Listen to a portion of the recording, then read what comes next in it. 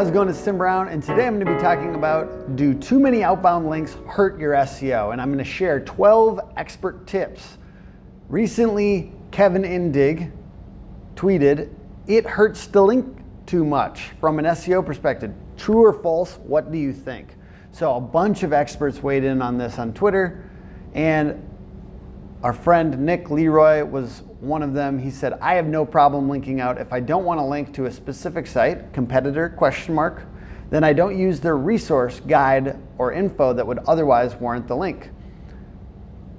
John Mueller of Google says linking is the natural thing to do. If you're not getting paid for those links, if there's no scheme behind them, if they're not dropped by random internetizens, just link naturally as much as you want. It's a web, not a Tupperware box. So just a little bit of a history though, a lot of SEOs have theorized that if you basically contain your link juice, so to speak, that you will get more authority because you're kind of containing that up. Everyone knows it's good to get links to your website, but there's this theory around containing the amount of links that you do in an outbound way to other websites so that you get to keep all that link equity.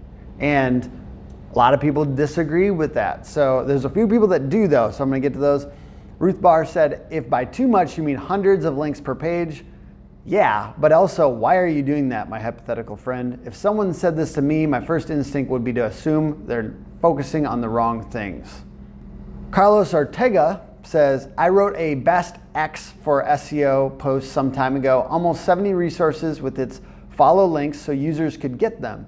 Not in the 100 first results after a couple of weeks. I no-followed all those links." So he put a no-follow tag on the links going to other places. Top 5, top 3 for some months nowadays. I think it can hurt based on that case. So he has this real life experience of taking the links away or making them no follow, which is basically the same in SEO terms, except for functionality terms stay the same. You can still click that link and go there. And Kevin Indig jumped and looked a little bit deeper, and he said, "What post you're talking about?" He shared the post, and he said that the change happened in 2 weeks once he no-followed those links, which is a pretty interesting take. And Lord of SEO on Twitter says, "I have a pick, but I annotate a lot when designers, etc. make arbitrary changes based on what's trendy. Let's say the blog had about 16 outlinks that went to about double that, and keywords suffered a slow death after linking, outward." Nick Eubanks says, "Too much, yeah, probably in some niches, not medical." So I guess it depends. So the age-old SEO answer of it depends. Kevin Indig asked, "Which niches come to mind and why?" So he believes that you can link too much outwardly in technology, agricultural, accounting, subset of finance, not loans, stuff where the reference and the citation profile is not going to increase the legitimacy and the trust of the content.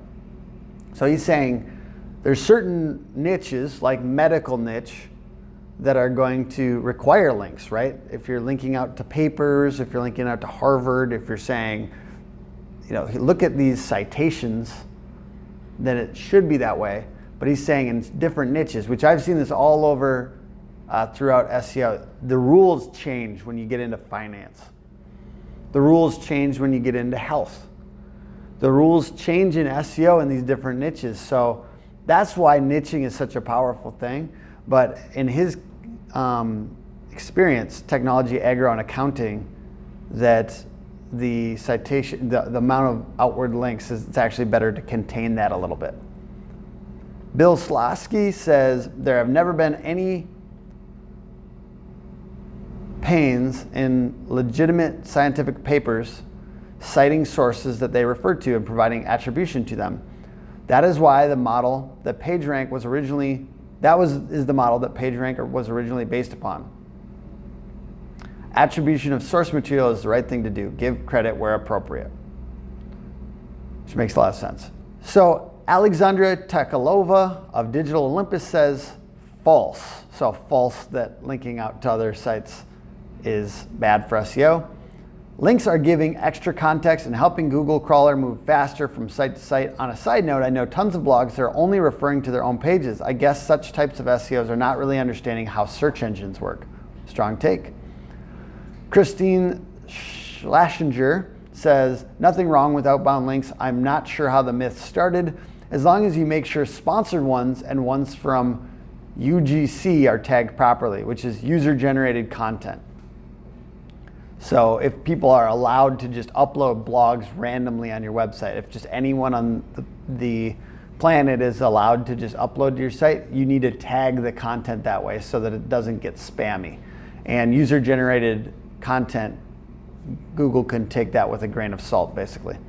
Jason Asidre says, I run a couple of sites that have been very generous in linking out, which also gave me a good reason to reach out, connect, and build real relationships with other publishers, site owners in the process, which ultimately helps with branding and eventually is good for SEO. I think that this could be a really good takeaway from this whole video if you want one solid takeaway, which is use link building and even linking out to other people as a great opportunity to build relationships. You know, a hardcore kind of hermit style SEO might tell you it's kind of a fluff thing to say, build relationships and links will follow. But when you link out to, let's say we link out to 12 different experts on this, you best believe that we'll be tweeting with their ats in this article. And I've already done that. I've tweeted this article and I've added all the people in the tweet that we cited here. And a lot of those people have already retweeted the article. We're building relationships. And if you want to go a step further and email them and say, hey, just hope you saw this, that kind of thing, very legitimate. And creating that impression for that person is a lot more likely that they will actually link back to you later when they see your brand again, right? So build relationships. Corey Northcutt says, in theory, sure. In practice, not really. Google doesn't literally care. At least Matt Cutts, who is really key in Google's SEO facing team years ago, declared that Google doesn't really care. I take that with a grain of salt. What does Google want to tell you about how to work their algorithm? But you still have simple page rank math, bad neighborhoods, and other adjacent topics that get lost in the ambiguity of that statement. So I like this take, which is just basically, you don't want to be linking out to a bunch of low quality websites. So that's a really good takeaway. And basically the main thing here is it depends. Once again, if you're in a niche where arguments are strengthened by citations, link out a lot. If you've tried other things, consider experimenting with no-follow links on a piece you believe should rank. So let's say you've got 5 pieces of content that you really want to rank. Try taking 2 of those and no-following the links and seeing how it goes. In SEO, experiments are king. Press releases in Google are not king, but experiments are king. So if you've done an experiment and you've seen clear ranking increase,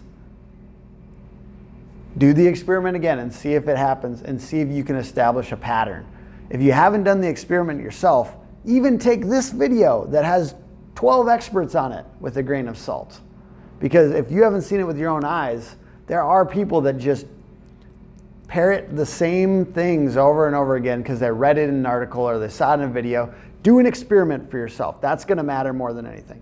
And then whatever you do, tag user-generated content, tag sponsored links, tag links when you can appropriately so that you don't get essentially associated with spammy link practices. And if you're writing an article from my point of view, it's basically just, if it makes sense, if you're taking somebody's perspective and sharing it in your article, cite that perspective. Try to cite high authority perspectives. Try to cite experts. Try to cite websites that are established on that topic. And as always, it depends. Bye.